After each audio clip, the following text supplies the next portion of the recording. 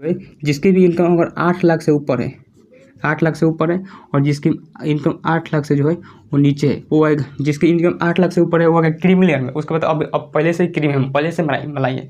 देखिए ये सालाना इनकम है, आप लिख देते हैं सालाना। अब किसी की इनकम मंथली इनकम 8 लाख हो गई तो राष्ट्रपति से भी ज़्यादा इनकम हो गया। राष्ट्रपति का तो 5 लाख इनकम है महीना का। तो जिसकी पूरी फैमिली की इनकम जो है वो सालाना जो है अगर 8 लाख से ज़्यादा है तो आएगा क्रीमी लेयर में।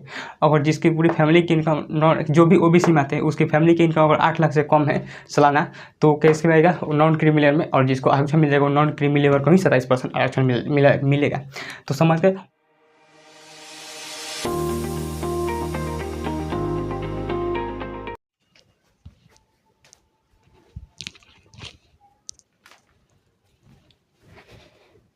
जय हिंद। तो चलिए आज क्या समझते हैं पॉलिटी में भाग संख्या 16। इससे पहले आपको भाग संख्या 15 बताए थे। 15 में क्या था, तो निर्वाचन आयोग इलेक्शन कमीशन के बारे में था। तो आपको बताए थे इलेक्शन कमीशन की चर्चा आर्टिकल 324 में है, तो ये आपको बता दिए थे। इसमें अब भाग संख्या 16 में किसकी चर्चा है, देखिए भाग संख्या 16 में जो है एससी जाति और एसटी जाति और ओबीसी और एंग्लो इंडियन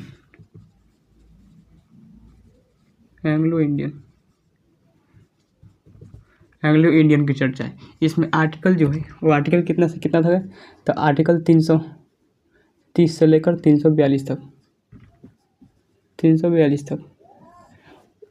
निर्वाचन आयोग कब से कब तक था, तो निर्वाचन आयोग 324 से लेकर 329 तक था। आपको बता दिया था निर्वाचन आयोग के बारे में।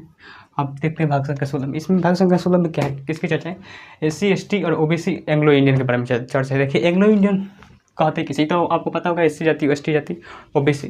देखिए एंग्लो इंडियन क्या होता है कि हमारा देश जब गुलाम हुआ करता था तो ज़्यादातर सब लोग जो कहाँ से, यूरोप से ही आए थे। आप चाहे डेनमार्क देख लीजिए, चाहे डचों को देख लीजिए, चाहे अंग्रेज़ों को देख लीजिए, चाहे फ्रांसीसियों को देख लीजिए, वो सब के सब कहाँ थे, ब्रिटेन यूरोप से ही आए थे। कितना यूरोप से। अब उनके हमारे यहाँ जब आए थे तो उनके जो अधिकारी नियुक्त करते थे भारत में कि आप तुम जाओ भारत में, तुम जाकर भारत में शासन करो। तो जो अधिकारी नियुक्ति करते थे जो भारत में आते थे, तो उस समय ट्रांसपोर्टेशन की सिस्टम इतना जल्दी था नहीं। पानी जहाज से आते थे तो बहुत लेट लग जाता था, और उस समय हवाई जहाज भी उतना डेवलप नहीं था। तो आते थे तो यहाँ पर 5-5 साल जब यहीं पर रह जाते थे, 5 साल कोई 10 साल रह जाता था। अब देखिए जब वहाँ से लोग आते थे, अब मतलब ये बताइए कोई फैमिली छोड़ के आएगा 5 साल 10 साल तो रह जाएगा। तो अब कोई जिसकी फैमिली थी वो तो लेकर चले जाते थे, फैमिली उसके साथ रह जाते थे। और जो लोग जिसकी फैमिली मतलब नहीं थी, मतलब शादी ब्याह नहीं किए थे, तो भारत में आते थे। और भारत में जब रह जाते थे बहुत समय तक, तो भारत में शादी ब्याह कर लेते थे। और उनके जो बाल बचे हुए थे, क्योंकि अब जिसके उनके बाल बचे होंगे तो उनके जो मतलब पिता जो थे अगर यूरोप हो गए और माता इंडियन हो गए, तो उनके बाल बच्चे क्या कहलाए, एंग्लो इंडियन कहलाए। लेकिन जो एंग्लो इंडियन बन चुके हैं उनके द्वारा बच्चे जो है वो कभी एंग्लो इंडियन नहीं कहलाएंगे। तो अभी भी तो एंग्लो इंडियन आज़ादी मिल गई 1947 में, अभी एंग्लो इंडियन का कोई नहीं बचेगा। तो एंग्लो इंडियन के जितने भी सीटें हैं वो सबको ख़त्म कर दिया गया। हालांकि एंग्लो इंडियन पढ़ाएंगे हम सीटें, लेकिन वो सब सीटें ख़त्म कर दिए गए। एंग्लो इंडियन की जितनी भी रिजर्व सीटें रखी गई थी, आरक्षण भी खत्म कर दिए गए। देखिए इसमें चर्चा आर्टिकल 330 से लेकर 342 तक है। कितना से लेकर 330 से लेकर 342 तक है। 330 में देखेंगे तो आर्टिकल 330 में क्या कहा गया है, आर्टिकल 330 में कहा गया है कि लोकसभा में एससी का आरक्षण, एससी किसका आरक्षण, एससी का। लोकसभा में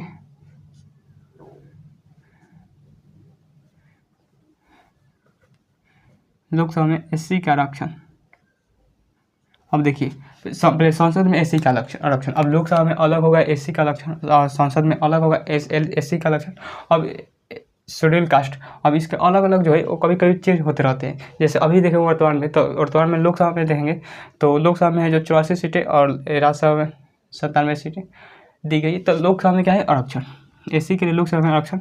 उसी तरह से 331 में लोकसभा में इसमें एससी का आरक्षण है, एससी का, और इसमें एसटी का आरक्षण। लोकसभा में किसका, इसमें एससी एसटी का आरक्षण।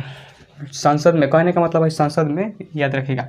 तो 330 में कहा गया है कि कुछ सीटों पर जो है वो एससी का क्या देगा, आरक्षण देगा। उन्हें मान लीजिए अगर 84 सीटें दी गई, कितना 84 सीटें, तो 84 सीटें जो है वो रिजर्व रखते हैं कि इस पर एससी लोग खड़ा हो सकते हैं। अगर वो जीत कर नहीं आते हैं, अगर एससी लोग जीत कर नहीं आते हैं तो कुछ जो बहुत अच्छे होंगे उनको क्या कर दिया जाएगा, मनोनीत कर लिया जाएगा। 84 सीटें जैसे लोकसभा में मनोनीत होता है उसी तरह से लोकसभा में मनोनीत कर लेते हैं। और लोकसभा में जो लोकसभा में जो है राज्यसभा में तो मनोनीत कर लिया जाता है, लेकिन अगर लोकसभा में देंगे तो लोकसभा में जो है वो केवल कुछ सीटों पर जो है और एससी के लिए आरक्षण कर दिया जाता है कि इस पर केवल एससी ही आ सकते हैं और कोई नहीं, समझ गए। उसी तरह से लोकसभा में एसटी के आरक्षण, क्या था, एसटी के आरक्षण किस में दिए गए, 331 में। एससी एसटी का दोनों का नहीं, इसमें अलग बोल दिए कहाँ, इसमें एससी एसटी का आरक्षण, एससी और एसटी का आरक्षण। अब 331 में जो है वो एंग्लो इंडियन का आरक्षण है। लोकसभा में एंग्लो इंडियन, लोकसभा में एंग्लो इंडियन,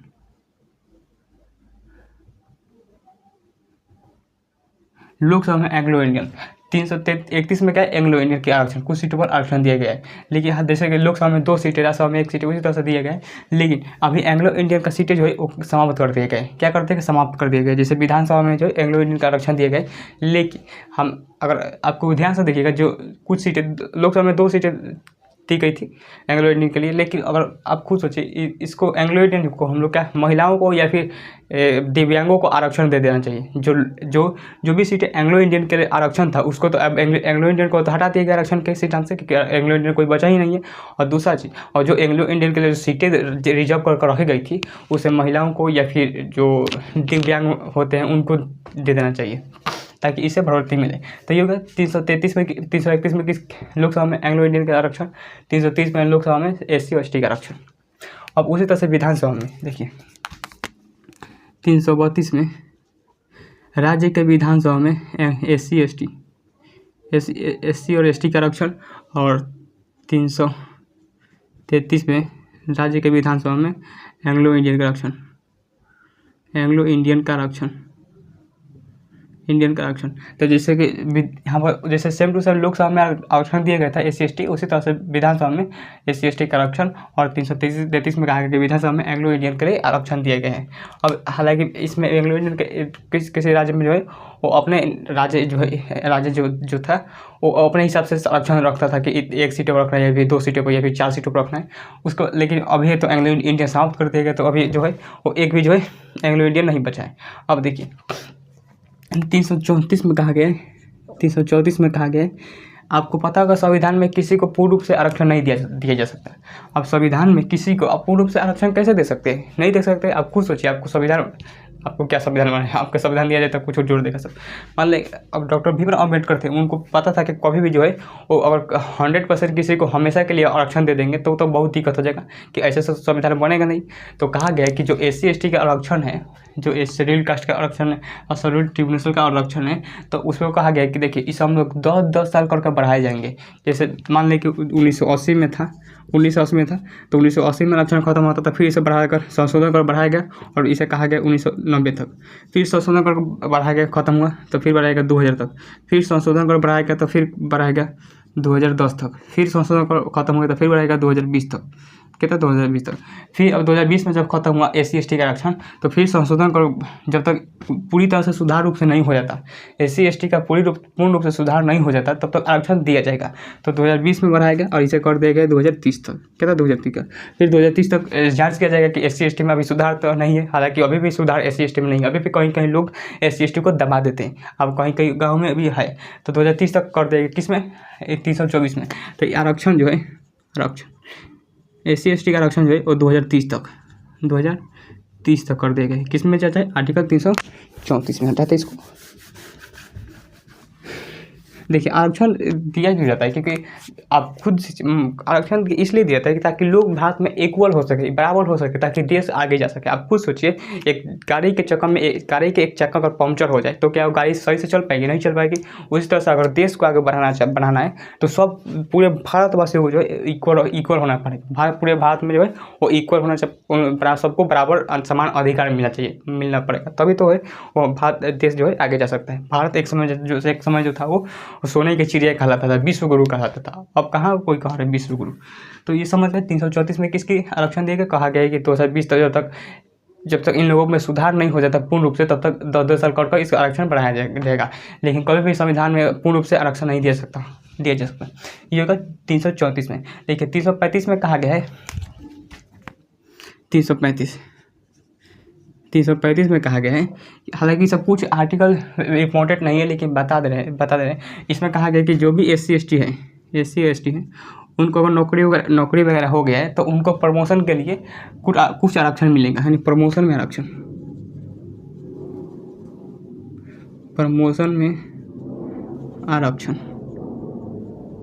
इसमें जो भी SC ST के जो नौकरी करते हैं उनके प्रमोशन में कुछ क्या कर दिया जाएगा, आरक्षण दिया जाएगा। किसमें? 335 में। और सेम टू सेम 336 में क्या होगा, 336 में क्या होगा, एंग्लो इंडियन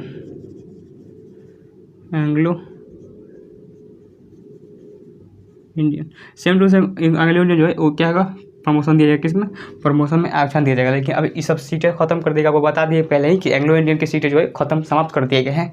क्या कर देंगे? समाप्त कर देंगे, क्योंकि अब कोई भी एंग्लो इंडियन जो है वो नहीं है, भारत में कोई भी एंग्लो इंडियन जो है वो नहीं है। ये हो गया। अब देखिए इसमें ये कुछ खास आर्टिकल नहीं है, ये सब आर्टिकल याद रखना है। 330 में जो लोकसभा में SC ST का आरक्षण, 31 में लोकसभा में एंग्लो इंडियन का आरक्षण, 332 में राज्यों के विधानसभा में SC ST का आरक्षण, 333 में विधानसभा में एंग्लो इंडियन का आरक्षण। ये सब कुछ खास आर्टिकल नहीं है, आपको बता दें। 337 क्या होता है, देखिए 337 का होता है कि जो भी एंग्लो इंडियन है उनको उनके एजुकेशन में आरक्षण दिया जाएगा। किसमें? एजुकेशन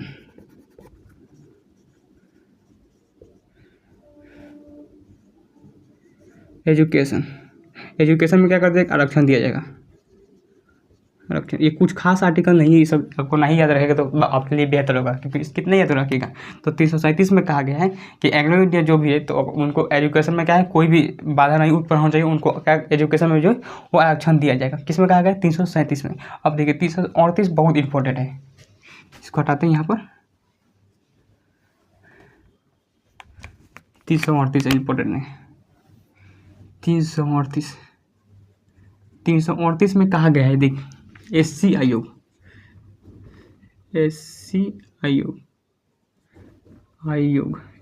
देखिए सुप्रीम कोर्ट में समझिएगा। SC आयोग देखिए, SC आयोग जो है बहुत पावरफुल होता है, DM SP को नाप देता है खड़े। तो SC आयोग जो है बहुत क्या होता है, ये SC आयोग जो होता है वो बहुत पावरफुल होता है। SC आयोग में कुल 7 सदस्य होते हैं। कितने सदस्य? 7 सदस्य होते हैं। और इसके जो अध्यक्ष होते हैं, इसके अध्यक्ष की नियुक्ति प्रधानमंत्री के सलाह पर, PM के सलाह पर कौन करते हैं? राष्ट्रपति। PM के सलाह पर कौन करते हैं? राष्ट्रपति। और इसकी कार्यकाल जो होता है, इसके अध्यक्ष का कार्यकाल 3 साल तक, 3 वर्ष। कब तक होता है? 3 वर्ष। इसकी अध्यक्ष का जो कार्यकाल होता है कितने वर्ष तक होता है? 3 वर्षों तक होता है। अब देखिए SC आयोग जो तो बहुत ही पावरफुल पद है। जैसे अगर मान ली कोई SC जाति से आता है और वो जाता है मतलब रिपोर्ट लिखाने थाने में, और थाने वाला थानेदार जो है रिपोर्ट नहीं लिखता है, तो उसका सुप्रीम कोर्ट जाने का अधिकार है। लेकिन सुप्रीम कोर्ट से पहले भी जो है वो आप कहाँ जा सकते हैं? SC आयोग, जिले में रहता है SC आयोग, वहाँ पर जाएंगे तो वहाँ पर तो आपको तो पहले ठीक है रिपोर्ट लिखा जाएगा, पहले रिपोर्ट लिख दिया जाएगा। उसके बाद आपको बुलाएगा किसने उसका जो जहाँ पर आप थानेदार में गए थे, तो जो थानेदार ने रिपोर्ट नहीं लिखा था उसको पहले बुलाएगा, उसको नापेगा, फिर आपको बताएगा कि ठीक है आपको जो भी है आपका रिपोर्ट लिखा जाएगा, क्या क्या काम होगा। तो बहुत पावरफुल होता है, नाप देता है DM को, ऐसे इतना पावरफुल होता है। तो ये समझ गए 338। और सेम टू सेम जो है वो 338 के कम में कहा गया है ST आयोग।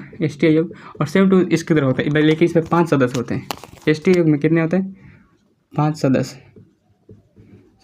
इसके भी अध्यक्ष की नियुक्ति जो होती है वो PM की सलाह पर कौन करते हैं? राष्ट्रपति करते हैं। और इसके जो कार्यकाल भी होता है 3 साल तक। कितने वर्ष तक? 3 वर्ष तक होते हैं। समझ गए? अध्यक्ष का कार्यकाल कितने वर्ष तक होता है? 3 वर्षों तक। अब आता है आर्टिकल 339। देखिए आर्टिकल 339 कुछ खास आर्टिकल नहीं है। इसमें कहा गया है कि 339 में कहा गया है 339, इसमें कहा गया है कि जहाँ भी SC और ST की जनसंख्या बहुत ज़्यादा होगी, SC और ST की जनसंख्या बहुत ज़्यादा होगी, वहाँ पर क्या होगा? केंद्र सरकार का क्या होगा? केंद्र सरकार का जो है वो शासन रहेगा, केंद्र सरकार का प्रशासन रहेगा, सेंट्रल सेंट्रल गवर्नमेंट प्रशासन, सेंट्रल गवर्नमेंट का क्या है, देखभाल करेगी। जहाँ पर SC ST की जनसंख्या बहुत ज़्यादा है एक ही जगह पर, वहाँ पर जितने भी प्रशासनिक सुधार कौन देगा, सेंट्रल गवर्नमेंट, ना कि राज्य गवर्नमेंट। समझ गए। तो ये हो गया 340। अब इम्पोर्टेंट है 340, ये तो 340 हो गया। और इम्पोर्टेंट आर्टिकल 340, इसमें OBC की चर्चा है। OBC अदर बैकवर्ड क्लास, अन्य पिछड़ा वर्ग, OBC आयोग की चर्चा है 340 में। OBC का आयोग जो है अन्य पिछड़ा वर्ग, कहता है अन्य पिछड़ा वर्ग, OBC अदर बैकवर्ड क्लास। देखिए इसको भी जो है अब जैसे SC का आरक्षण है, ST का आरक्षण है, वो एंग्लो इंडियन का आरक्षण था, उसी तरह से OBC में जो होता है वो बहुत लोग कहते हैं इनको आरक्षण क्यों दिया गया, क्योंकि ये बहुत ज़्यादा पिछड़े लोग हैं, बहुत ज़्यादा पिछड़े लोग हैं, तभी ना इनको आरक्षण दिया गया। लेकिन OBC में तो कुछ ऐसे भी लोग होते हैं कि ऐसे भी जाते हैं या फिर ऐसे भी लोग जो है वो क्या है, उनको भी क्या है एजुकेशन या फिर मतलब फाइनेंशियल बैकग्राउंड बहुत ही ख़राब है, तो उनको भी आरक्षण देना चाहिए। आप खुद सोचिए, आप मान लें कि एक ही जाति पर लेकर OBC में बहुत सारी जाति आती है, लेकिन इसका मतलब ये तो नहीं आप कह सकते हैं कि सब जाति के पास धन दौलत है, सब जातियों के पास जो है वो 10 बीघा ज़मीन है, सबके घर में नौकरी है। ऐसा तो आप अंदाज़ा नहीं लगा सकते। किसी घर में किसी ऐसे घर होते हैं जहाँ पर 2 वक्त के रोटी के लिए भी जो है सोचना पड़ता है। तो कहा गया कि OBC को भी क्या आरक्षण देना चाहिए। तो सबसे पहले OBC के लिए आरक्षण देने की बात सबसे पहले किसने की थी, काका कालेकर समिति। पहला होता काका कालेकर समिति। देखिए इसने कुछ जो है सुझाव दिया था। काका कालेकर समिति जो था कुछ सुझाव दिया था, लेकिन काका कालेकर समिति के सुझाव को क्या कर दिया गया, काका कालेकर समिति को जो है उसके सुझाव को नहीं माना गया, हटा दिया गया। कहता हटा दिया गया। उसके बाद जो है वो अगला या जो वो मंडल आयोग, दूसरा कौन आया था, मंडल आयोग। दूसरा कौन है, मंडल आयोग। देखिए मंडल आयोग ने कहा कि देखिए OBC को जो है उस OBC को भी क्या आरक्षण की जरूरत है। इसने कहा 27% आरक्षण देना चाहिए। कितना परसेंट, 27% आरक्षण देना चाहिए। अब देखिए जैसे ही बात किया गया मंडल आयोग कहा कि 27% आरक्षण देना चाहिए, तो पूरे बवाल हो गया, बहुत बवाल हो गया। देखिए OBC लोग तो बवाल नहीं करेंगे, लेकिन कुछ ऐसे भी लोग जो थे इस पर बहुत ज़्यादा विरोध किए कि 27% OBC में ठीक है, हम मानते हैं कि हर जात में जो है हर जात के लोग जो है वो अमीर नहीं हो सकते, नहीं गरीब हो सकते। तो इसमें OBC में कुछ ऐसे भी जाति आती हैं या फिर ऐसे भी लोग आते हैं जिनको आरक्षण की जरूरत नहीं है, कुछ लोग ऐसे भी आते हैं जिनको आरक्षण की बहुत ज़्यादा ज़रूरत है। तो ऐसे आप जिसको आरक्षण की जरूरत नहीं उसे भी आप इसमें शामिल कर देंगे, तो ये तो बहुत गड़बड़ हो जाएगा। तो ये मामला गया सुप्रीम कोर्ट में। कहाँ गया, सुप्रीम कोर्ट। तो सुप्रीम कोर्ट में जब ये मामला गया तो सुप्रीम कोर्ट ने कहा कि OBC में बहुत सारे जाति आती है, एक ही जाति नहीं आती, बहुत ज़्यादा जाति आती है। तो इसमें कहा गया कि हम लोग OBC को 2 कैटेगरी में बांटते हैं। कहता है 2 कैटेगरी में OBC को 2 कैटेगरी में बांटेगा, OBC अदर बैकवर्ड क्लास। इसमें कहा गया कि जिसकी पूरी फैमिली की इनकम अगर 8 लाख से कम है, पहले कहा इसमें 2 भाग है, एक कहा गया क्रीमी लेयर, एक कहा गया नॉन क्रीमी लेयर।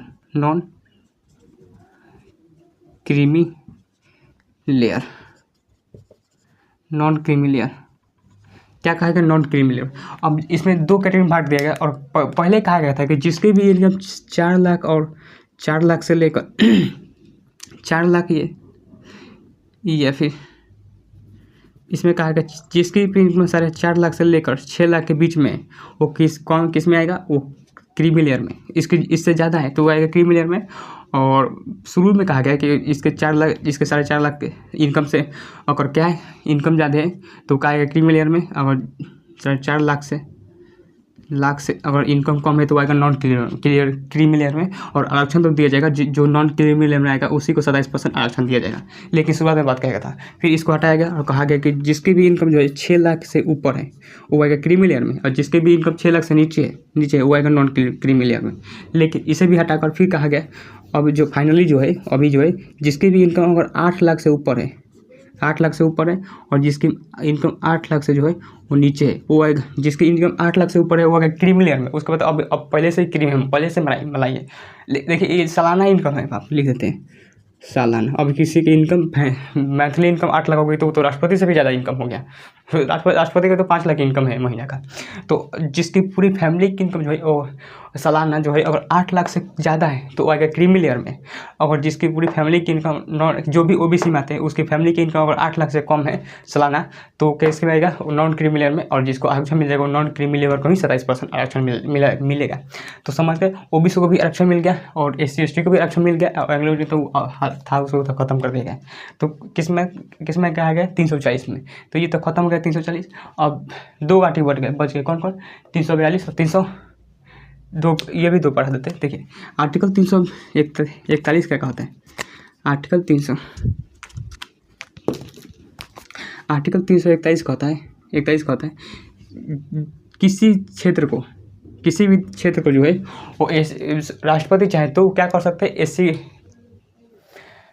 ऐसे क्षेत्र को घोषित कर, शेड्यूल कास्ट को घोषित कर सकते हैं। किसी भी क्षेत्र को, जहाँ पर किसी को क्षेत्र को चाहे तो वो किसी भी जाति को, इस क्षेत्र को कहते हैं, किसी भी जाति को जो है वो एसी में डाल सकते हैं। कहते हैं एसी में डाल सकते हैं, घोषित कर सकते हैं किसी भी जाति को। तो कौन कर सकते हैं, राष्ट्रपति। लेकिन आपको बताए राष्ट्रपति कर सकते हैं, लेकिन कोई भी काम आपको बताएं कि राष्ट्रपति नहीं करते, उसके पीछे कौन करवा रहा है, प्रधानमंत्री। लेकिन अगर यहाँ पर सोचिए किसी भी क्षेत्र को या फिर किसी भी जाति को अगर एससी को घोषित करना है, राष्ट्रपति को अगर घोषित करना है कि अभी आज से एससी रहेगा। हालांकि अभी वर्तमान में देखेंगे जो तातवा जाति को जो है वो एससी के कैटेगरी से निकाल दिए गए। हालांकि और बहुत से बाकी जाति जो एससी में रखा गया, बाकी तातवा जाति को जो है वो उसे हटा दिए गए। अब देखिए जो 341 जो है आर्टिकल कहता है कि राष्ट्रपति को ये अधिकार है किसी भी क्षेत्र को, किसी भी कास्ट को जो है वो एससी घोषित कर सकते हैं, एससी कास्ट को घोषित कर सकते हैं।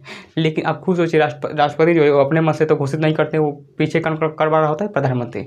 लेकिन यहाँ पर सोचिए अगर किसी क्षेत्र को या फिर किसी जाति को अगर एससी क्षेत्र घोषित करना है, फिर एससी जाति घोषित करना हो तो यहाँ पर प्रधानमंत्री की सलाह लेनी चाहिए या फिर संसद की। आप खुद सोच के बताइए, यहाँ पर प्रधानमंत्री की सलाह लेना चाहिए राष्ट्रपति को या फिर संसद की। तो यहाँ पर जो है वो संसद सलाह देती है राष्ट्रपति को। कौन देती है, संसद कहता है संसद। क्योंकि प्रधानमंत्री कहाँ से क्या पता चले कि प्रधानमंत्री को क्या पता कि अपने गाँव में क्या क्या समस्या है। वो तो जो जीत के जाते हैं सांसद वही को बताते हैं। तो संसद की मदद से राष्ट्रपति जो है वो ऐसे आयोग घोषित कर सकते हैं किसी भी क्षेत्र या फिर किसी जाति को। और जो 342 में है इसमें किसी भी क्षेत्र को ST आयोग घोषित कर सकते हैं। कौन, संसद की सलाह पर राष्ट्रपति घोषित कर सकते हैं। समझ गए, ये क्या था, SC ST के आयोग के बारे में था, भाग संख्या 16। तो आई होप इस वीडियो को आप समझोगे। आज के लिए यहीं तक रहने देते हैं, तब तक मिलते हैं किसी नेक्स्ट क्लास में।